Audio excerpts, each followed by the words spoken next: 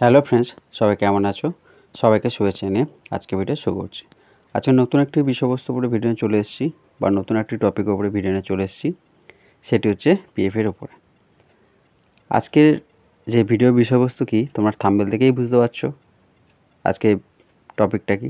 তবু আমি একবার বলছি যে name received from UIDAI service does not match with the available data in unified portal. মানে কি, পিএফের যে পোর্টালটা আছে তাতে যে নামটা আছে এবং আধার কার্ডে যে নামটা দেওয়া আছে দুটো ম্যাচ করছে না। তার মানেটা কি, মানে আমাদের যে নামটা যেটা পিএফে দেওয়া আছে সেই নামের সঙ্গে ম্যাচ করছে না। ধরো একটু ব্যাখ্যা করে বলি, আমার নাম রাম, পিএফে কী হয়েছে, রামের স্পেলিং হয় RAM, পিএফে এন্টার হয়ে আছে ROM, তাহলে ম্যাচ কি করলো না।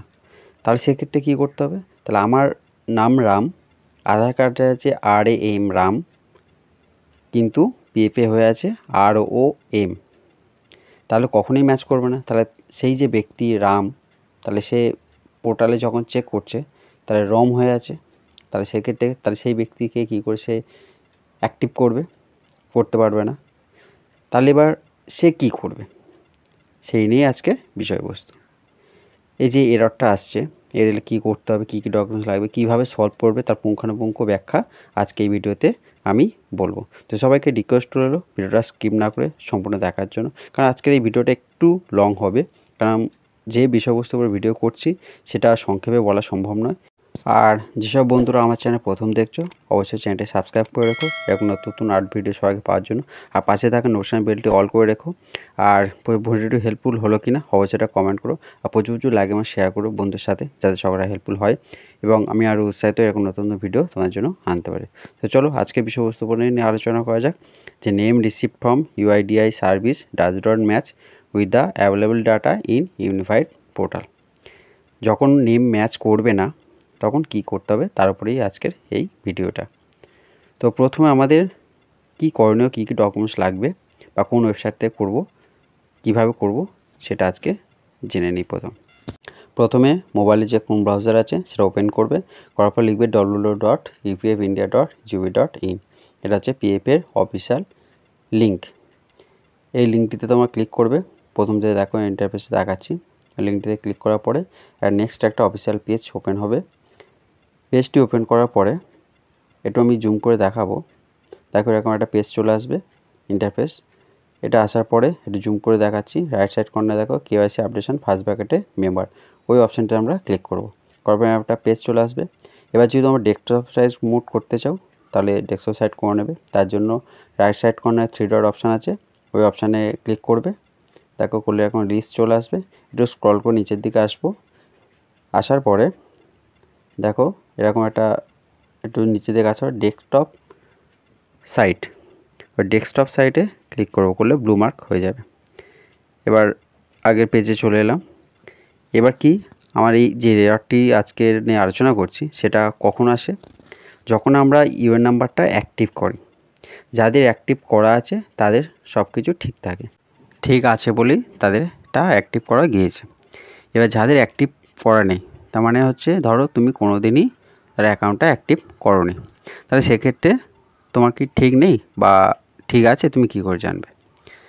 যখনই তুমি অ্যাক্টিভ করতে যাবে, তোমার যদি নামের স্পেলিং প্রবলেম থাকে, মানে তোমার যে অ্যাকচুয়াল নাম মানে সঠিক নামটা যেটা আর পোর্টালে যেটা দেওয়া আছে তার সঙ্গে মিসম্যাচ হচ্ছে, অ্যাক্টিভ করার সময় এই প্রবলেমটা আসবে, তার আগে তুমি জানতেও পারবে না যে তোমার প্রবলেম হয়ে আছে। এবার যদি পে স্লিপ বা তোমাদের যে পিএফের যে ডকুমেন্টস অফিস থেকে বা কোম্পানি থেকে যদি দেয়, সেক্ষেত্রে ওখানে স্পেলিংটা যদি ভুল থাকে তাহলে একমাত্র তোমরা জানতে পারবে।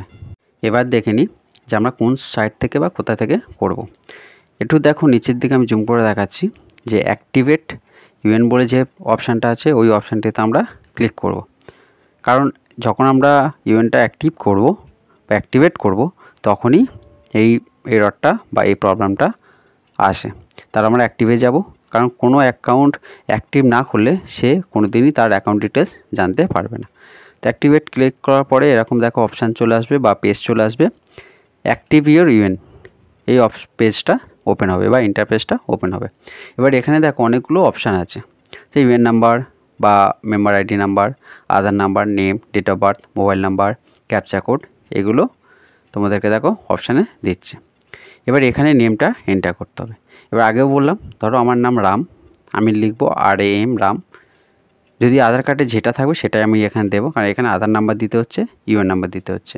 এটা অনলাইনে আধারের যে আমার ডাটাবেস আছে এবং পিএফের যে ডাটাবেসে এটা অটোমেটিক ভেরিফাই হয়, এবং সেটা আধার কার্ডে যে মোবাইল লিঙ্ক করা আছে ওই লিঙ্কের নাম্বারের থ্রুতেই ওটিপি আসবে, সেটা সাবমিট করলেই অটোমেটিক এটা ভেরিফাই হয়ে যায় বা অ্যাক্টিভ হয়ে যায়। দেখো এখানে দেখাচ্ছি, এখানে যে পেজটি আসছে এখানে যে একটা ওটিপি করলেই আর ওটিপি যাবে, সেটা এন্টার করলেই সাকসেসফুল হয়ে যাবে।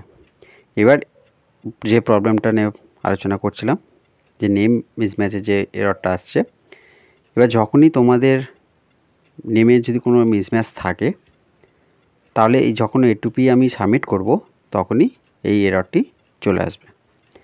যদি তোমার নামের সঙ্গে মানে আমার যে অ্যাকচুয়াল নামটা আছে বা যে সঠিক নামটা আছে আধার কার্ডে, সেটা যদি পিএফএ পোর্টালে যে নামটা আছে যদি না ম্যাচ না করে তখনই এই এররটি শো করবে। দেখো এখানে এররটা চলে এসছে, যে name received from UID service does not match with the available data in unified portal. মানে আধারের সঙ্গে যে পিএফের যে পোর্টালটা আছে তার সঙ্গে যে নেমটা আছে বা যে নামটা আছে সেই নামটা ম্যাচ করছে না। মানে আধারে আমার নামটা সঠিক আছে এবং পিএফের নামটা ভুল আছে। তাহলে এক্ষেত্রে কী করতে হবে, কী কী ডকুমেন্টস লাগবে? প্রথমে বলি, আধার কার্ড লাগবে, ইউএন নাম্বারটা লাগবে, আর রেজিস্টার্ড মোবাইল নাম্বার, মানে আধার কার্ডের সঙ্গে যে মোবাইল নাম্বারটা আছে সেটা লাগবে অ্যাক্টিভ করতে গেলে। এবার যদি তোমাদের এই প্রবলেমটা আসে, নাম না ম্যাচ হয়, তাহলে সেক্ষেত্রে তোমরা কী করবে? সেক্ষেত্রে তোমাদের অনলাইনে এই প্রবলেমটা সলভ করতে পারবে না।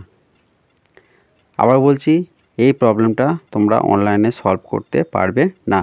তাহলে সেক্ষেত্রে কী করতে হবে, যে পিএফের যে অফিসে মানে যে হেড অফিস আছে বা সার্ভিস বিভিন্ন ব্রাঞ্চ অফিস থাকে, সেই অফিসে মানে তোমাদের যে অ্যাকাউন্টটা মানে অ্যাক্টিভ করেছে বা যে কোম্পানির থ্রুতে করা হয়েছে সেই কোম্পানিতে তোমরা যোগাযোগ করবে যে আমার নামের প্রবলেম আছে, এটাকে ঠিক করতে হবে।